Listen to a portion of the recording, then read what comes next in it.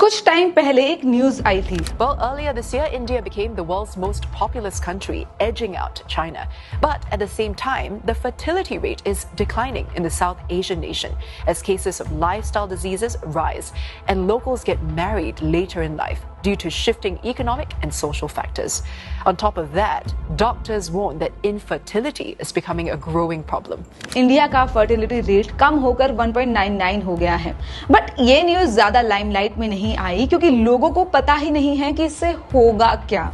Demographic theories की माने तो एक वुमेन अपनी पूरी लाइफ टाइम में कितने बच्चों को जन्म देती है वही फर्टिलिटी रेट होता है, और जब ये 2.1 से नीचे आ जाता है तो उस कंट्री की पॉपुलेशन डिक्रीज होने लगती है। इसको ना हम जापान के एग्जांपल से समझते हैं। जापान की फर्टिलिटी रेट, जो आप सबको पता ही होगा कि पिछले 50 साल से कम होती जा रही है, उसने अब एक नया रिकॉर्ड लो टच किया है 1.2 पर।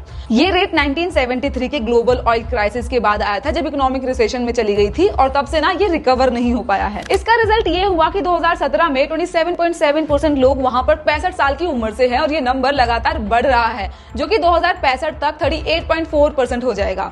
इसका बहुत बड़ा इंपैक्ट होगा क्योंकि वर्किंग पॉपुलेशन कम हो जाएगी, वहां पर जो पेंशन है वो ज्यादा देनी पड़ेगी, साथ में फ्री मेडिकल फैसिलिटीज भी ज्यादा देनी पड़ेगी, और इससे हमारी इकोनॉमिक ग्रोथ नहीं कर सकती है। और सिर्फ जापान ही ऐसा देश नहीं है, ये खतरा बहुत सारे देशों पर है, जैसे south Korea, Taiwan, Italy, Hong Kong, जिसको ना आप इस चार्ट के द्वारा देख सकते हैं, जिसमें यूएन ने ये बताया है कि किस देश की कितनी पॉपुलेशन 65 प्लस की उम्र से ज्यादा होगी 2050 में। इंडिया अभी तो इस खतरे से बाहर है, लेकिन लॉन्ग टर्म में इसके सिम्टम्स दिखाई दे रहे हैं। बट ये हुआ कैसे? इंडिया पर तो काफी टाइम से ओवर पॉपुलेशन का बर्डन लहराता रहा है, और अब तो इंडिया मोस्ट पॉपुलेटेड कंट्री भी है। ये सिचुएशन तब आती है जब कंट्री तो अंडर डेवलप्ड होती है बट हेल्थ इंफ्रास्ट्रक्चर बेटर होता है। दूसरे तरीके से कहे तो मेडिकल रेवोल्यूशन इंडस्ट्रियल रेवोल्यूशन से पहले हो जाता है, और इंडिया में 1950 से 1980 तक यही हुआ था, जिससे हमारी कंट्री पॉपुलेशन एक्सप्लोजन का शिकार हुई। बट 1980s के बाद से बर्थ रेट रैपिडली डिक्रीज हुआ है, जिससे natural rate of population growth भी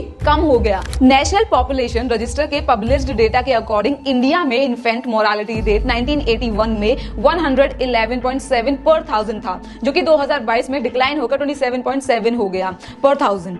इन्फेंट मोरालिटी रेट कम होने से इंडिया में यूथ पॉपुलेशन तेजी से बढ़ी, और इसका रिजल्ट ये हुआ कि आज के टाइम में इंडिया किसी दूसरे देश के मुकाबले सबसे ज्यादा यूथ पॉपुलेशन है।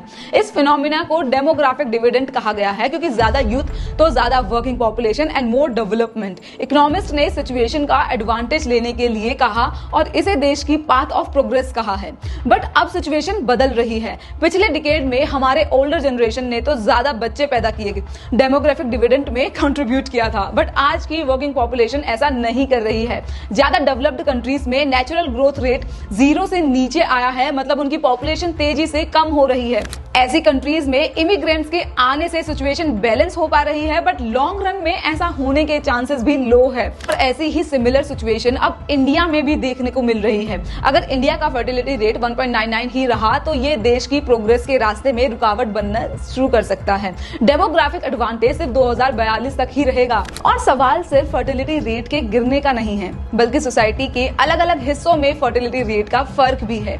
इंडिया के लिटरेट वुमेन में फर्टिलिटी रेट 1991 में 3.33 था, जो कि 2001 में बढ़कर 3.36 हो गया, और फिर 2011 में ये 3.17 तक गिर गया। लेकिन ग्रेजुएट और उससे ऊपर की एजुकेशन रखने वाली वुमेन में फर्टिलिटी रेट लगातार गिरता गया है। 1991 में ये 1.62 था और 2011 में ये 1.40 हो गया है। ये फिगर्स दिखाती हैं कि लोग अपने बच्चों को अच्छी एजुकेशन और बेहतर जिंदगी दे सकते हैं, उनमें फर्टिलिटी रेट कम है, और जो नहीं दे सकते हैं उनमें फर्टिलिटी रेट ज्यादा है। और अगर इलिटरेट लोगों में फर्टिलिटी रेट हाई और एजुकेटेड लोगों में कम रहा तो फ्यूचर में पॉपुलेशन का कंपोजिशन क्वालिटी के टर्म्स में बेटर होने की बजाय और भी खराब हो सकता है। और ये एक रेड फ्लैग है हमारी सोसाइटी के लिए, जिसके लिए गवर्नमेंट को एजुकेशन सोशल डेवलपमेंट में काफी काम करना पड़ेगा, और वो भी बढ़ रहा है। बट ये सिचुएशन आई क्यों? इंडिया कल्चर में फैमिली को बहुत बड़ी इंपॉर्टेंस दी गई है। 3-4 जनरेशन एक साथ रहती हैं, दादा दादी पोते पोते एक बहुत प्यारा बॉन्ड शेयर करते हैं आपस में।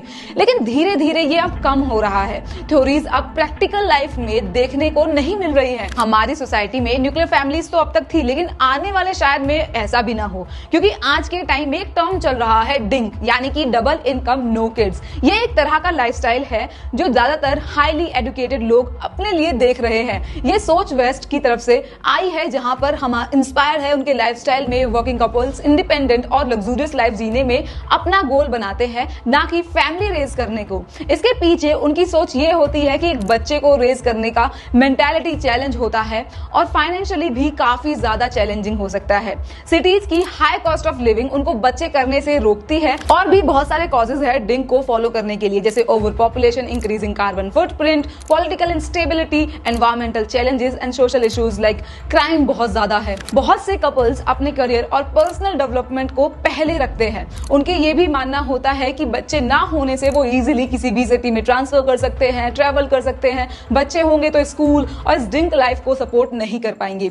इस डिंक लाइफ को सपोर्ट करती है एक ऐसी एंटी नटालिस्ट थ्योरी, जैसे कि नाम से आपको पता ही चल रहा होगा कि नटालिस्ट थ्योरी के अपोजिट है। तो सबसे पहले आपको जानना होगा कि ये नटालिस्ट थ्योरी है क्या। देखिए, नटालिस्ट थ्योरी एक ऐसा आइडिया होता है जहां पर बच्चे ज्यादा पैदा करने चाहिए और लोगों को बच्चों को पैदा करने की तरफ एनकरेज किया जाता है। इस थ्योरी के मुताबिक बच्चों की पॉपुलेशन बढ़ाने से फ्यूचर के लिए वर्कफोर्स ज्यादा ग्रोथ होगी, ग्रोथ पोटेंशियल ज्यादा होगा और इससे हमारी इकोनॉमी अच्छे से ग्रो करेगी। और इसके अपोजिट है एंटी नटालिस्ट, जो बोलती है कि हमें बच्चे पैदा नहीं करने चाहिए। इसके मुताबिक ज्यादा बच्चे पैदा करने से एनवायरमेंट पर प्रेशर पड़ता है, कार्बन फुटप्रिंट बढ़ता है, रिसोर्सेज की कमी होती है और सोशल और इकोनॉमिक प्रॉब्लम्स बढ़ जाती हैं।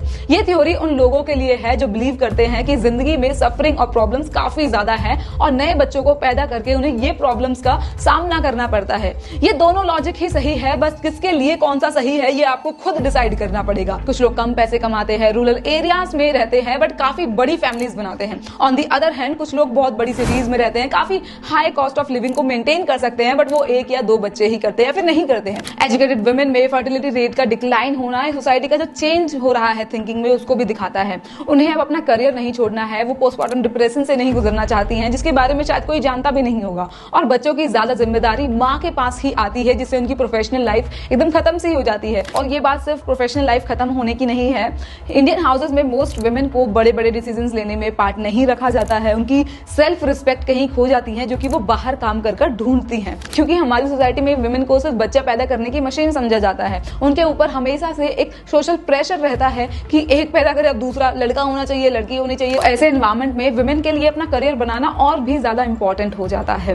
रूरल इंडिया में आज भी वही है, बट इंडियन सिटीज में अब ये थोड़ी चीजें बदल रही है। वुमेन अब अपने डिसीजंस खुद ले रही हैं और ऐसा ही होना चाहिए।